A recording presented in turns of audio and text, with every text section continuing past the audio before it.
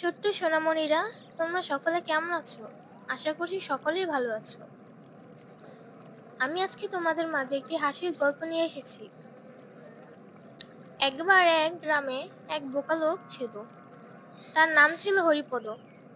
গ্রামের সবাই তাকে নিয়ে হাসাহাসি করত।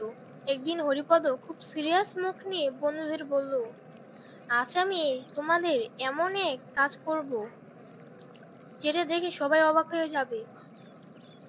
বন্ধুরা মজা পেয়ে বলল, আচ্ছা বলতো হরি, কি এমন কাজ করছো?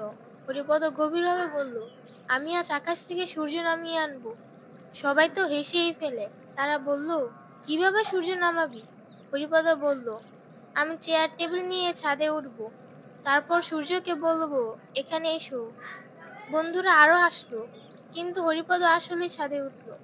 কিছুক্ষণ পর সে নিচে নামলো আর মুখ ভার করে বলল, না, আজ পারলাম না। সূর্য বলল, আমি আজ ব্যস্ত, কাল আসবো। বন্ধুরা তো হেসে পাগল।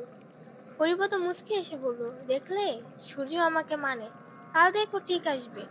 সবাই আরো জোরে জোরে হেসে উঠলো, আর হরিপদ দারুণভাবে মজা দিল সবাইকে।